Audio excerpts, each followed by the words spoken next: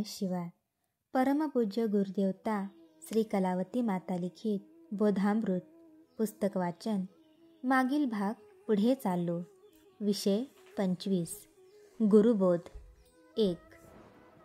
ज्याला परमार्थाचा संपर्क नाही अशा मनुष्याचे बंधन म्हणजे लोखंडाच्या बेडीप्रमाणे असून परमार्थ मार्ग आक्रमू लागल्यावर आत्मज्ञान होण्यापूर्वी जी मध्यस्थिती ती सोन्याच्या बेडीप्रमाणे समजावी. पापकर्माची म्हणजे अशुद्ध संस्काराची साखळी ही लोखंडाची आणि पुण्यकर्माची म्हणजे शुद्ध संस्कारांची साखळी ही सोन्याची.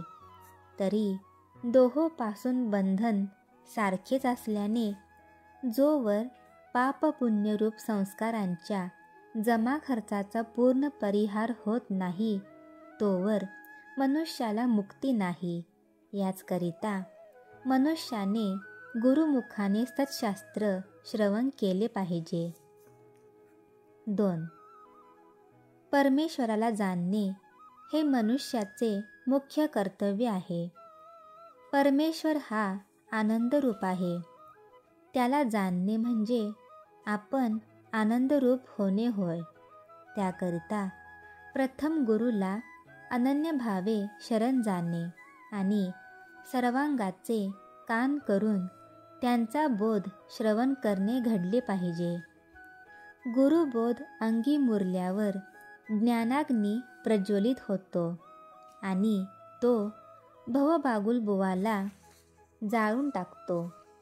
म्हणजे भीती, दुःख, निराशा, लोभ, मत्सर, क्रोध इत्यादी विकार हे समूळ नाश पावतात आणि देहभान हरपते. या अवस्थेत केवळ अखंड आनंद एकच उरतो. 3.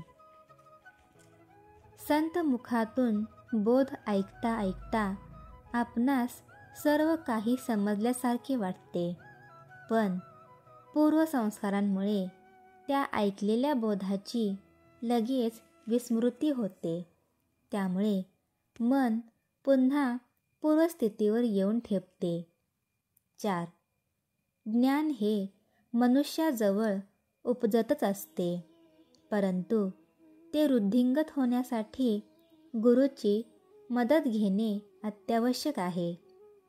गुरुबोध ज्या मानाने ग्रहण केला जाईल त्या मानाने ज्ञान वाढू लागते. करिता अनन्य भावाने गुरुला शरण जाऊन सर्वांगाचे कान करून गुरुबोध श्रवण करावा. 5. संतांनी लिहिलेल्या ग्रंथातही बोधच आहे. त्यामुळे ग्रंथ देखील गुरुच होत, पण त्यापासून संशयाचे परिपूर्ण निरसन होत नाही.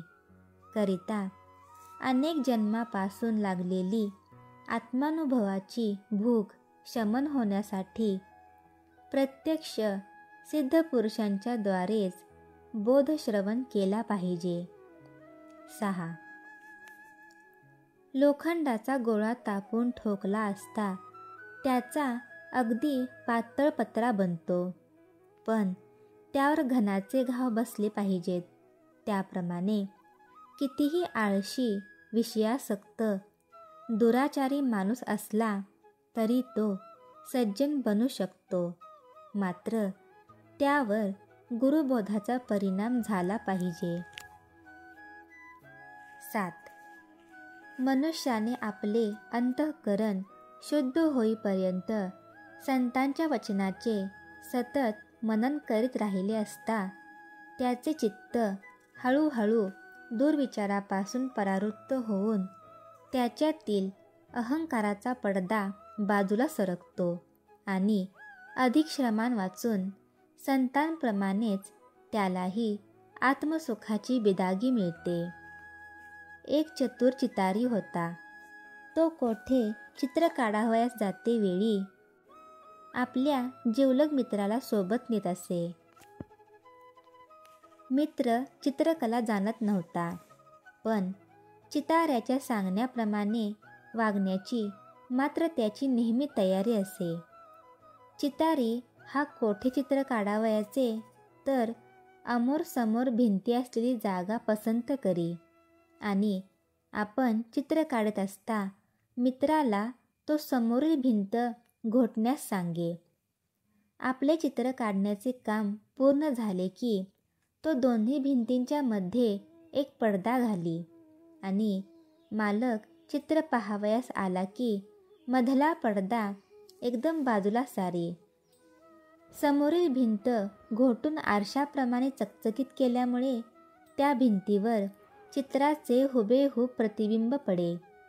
ते पाहून मालक चिताऱ्याच्या मित्राचे कौतुक करून चिताऱ्याला दिली तेवढीच त्यालाही बिदागी देत असे.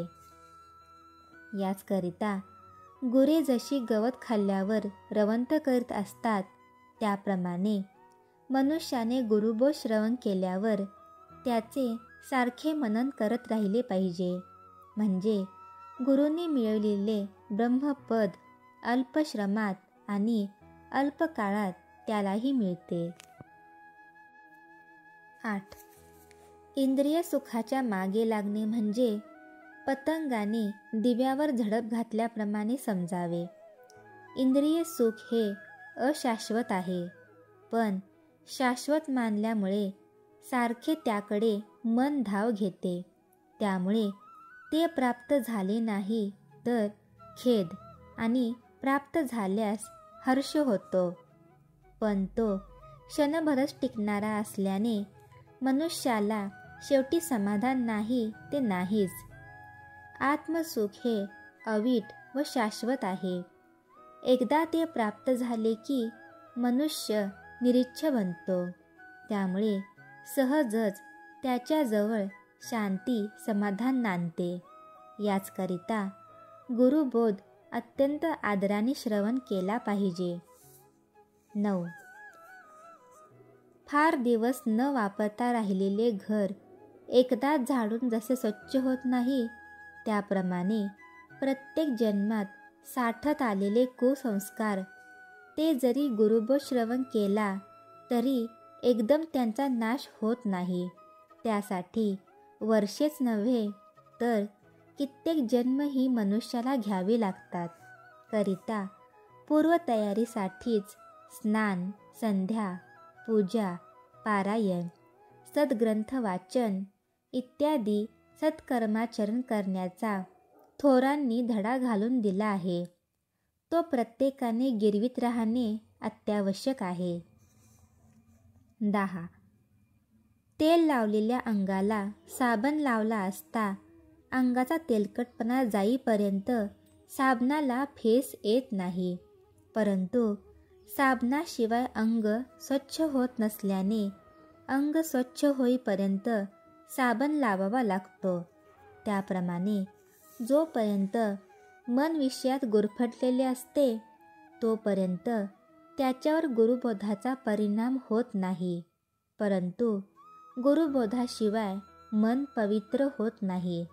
याचकरिता मन पूर्ण पवित्र होईपर्यंत गुरुबोध ऐकणे तसेच मनन करणे सोडू नये. श्री सद्गुरुनाथ महाराज की जय.